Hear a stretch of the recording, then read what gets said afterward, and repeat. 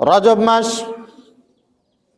এই মাসের অসংখ্য ফজিলত বরকত আল্লাহ পাক রব্বুল আলামিন রেখে দিয়েছেন।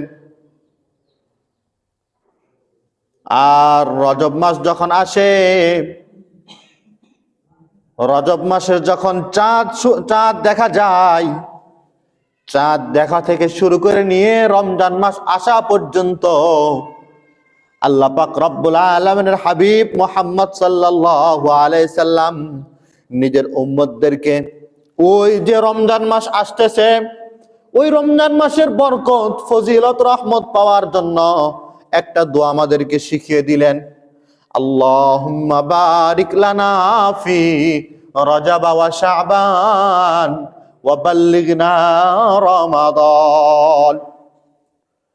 হায় রব্বুল আলামিন, আপনি আমাদেরকে রজব এবং শাবানের যে বরকতগুলো আছে, আপনি আমাদেরকে সেই বরকতগুলো পরিপূর্ণভাবে দেন।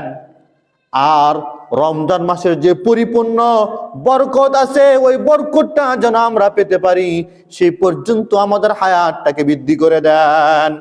এই দোয়াটা শিখিয়েছেন কে?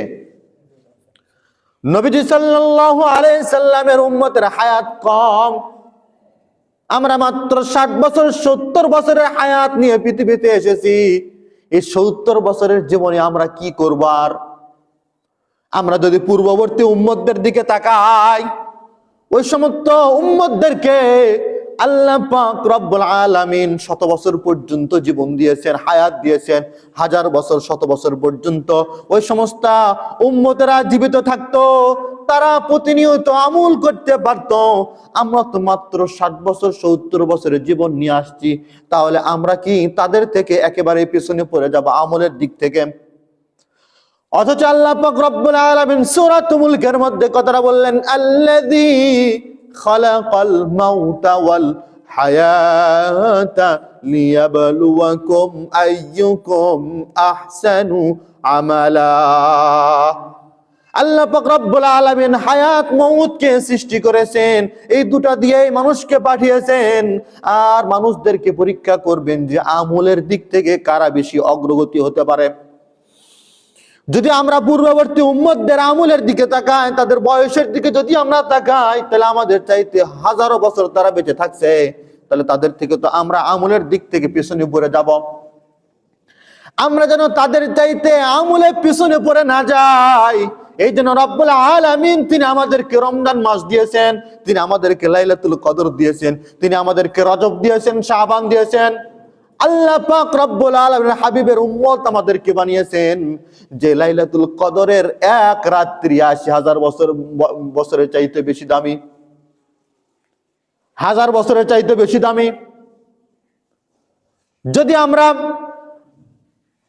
লাইলাতুল কদরের রাতটা পাই, তাহলে আল্লাহ পাক রব্বুল আলামিন তিনি যে আমাদেরকে 1000 বছরের ইবাদত করার যেই আমল থাকে, ওই এক রাত্রি যদি আমরা ইবাদত করি, তাহলে আল্লাহ পাক রব্বুল আলামিন আমাদেরকে 1000 বছর ইবাদত করার চাইতে বেশি আমল আমাদের আমলনামায় লিখবেন। এখন যদি আমরা যারা এখানে আছি, কারো 50 বছর 60 বছর 70 বছর এমনকি 80 বছর মানুষ আমরা আছি, যদি 20 বছর বাদ দেই, যদি 10 বছর বাদ দেই, তাহলে আমরা 70 বছর 60 বছর কেউ 50 বছর পর্যন্ত লাইলাতুল কদর পাইতেছি। তাহলে ওই বেজর রাত্রিতে যদি ইবাদত আমরা করে থাকি, তাহলে ওই বেজর রাত্রির যে কোনো একটা রাত্রিতে হইতেছে লাইলাতুল কদরের রাত। আর যদি 50 বছর আমরা রমজান মাস পেয়ে থাকি, তাহলে 50 বছরে 50টা লাইলাতুল কদর পেয়েছি। আর প্রতি রাতের ইবাদত 1000 বছর ইবাদত করার চাইতে বেশি সওয়াব। তাহলে 50 বছরে 50,000 বছর ইবাদত করলে যে সওয়াব, যদি ওই বেজরের 10 দিন ইবাদত করে থাকি, তাহলে আমরা সেই আমলনামা পাইছি। কিন্তু কথা হলো, আমরা কি আসলে ওই রাতগুলোকে গনিমত মনে করে ওই রাতগুলোকে ইবাদত করতে পারলাম কিনা? অসংখ্য অফার, নিয়ামত, বরকত আল্লাহ পাক আমাদেরকে দিয়েছেন।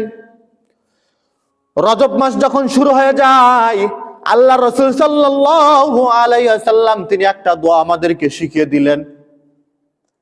রাসূল কারীম সাল্লাল্লাহু আলাইহি ওয়াসাল্লাম রজব মাসে, রমজান মাসের রোজাকে সামনে রেখে প্র্যাকটিস শুরু করতেন। নিজে প্র্যাকটিস করেছেন এবং উম্মতদেরকে প্র্যাকটিস করার মতো একটা রাস্তা আমাদেরকে দেখিয়ে দিয়েছেন যে সামনে রমজান মাস, রোজা থাকতে হবে। কারণ গত 10 বছর আমরা 10 মাস আমরা লাগাতার 3 বেলা খেয়ে আসছি।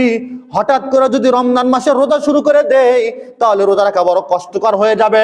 এই জন্য যদি আগে থেকে একটু প্র্যাকটিস করা থাকে তাহলে একটু কষ্ট কম মনে হবে। এই জন্য রাসূল করিম সাল্লাল্লাহু আলাইহি ওয়াসাল্লাম রমজান মাসের আগে রজব মাসে যতটুকু রোজা রাখতেন, শাবান মাসে তার চাইতে বেশি রোজা রাখতেন। রমজান মাস তো পুরো মাসে রোজা রাখতেন।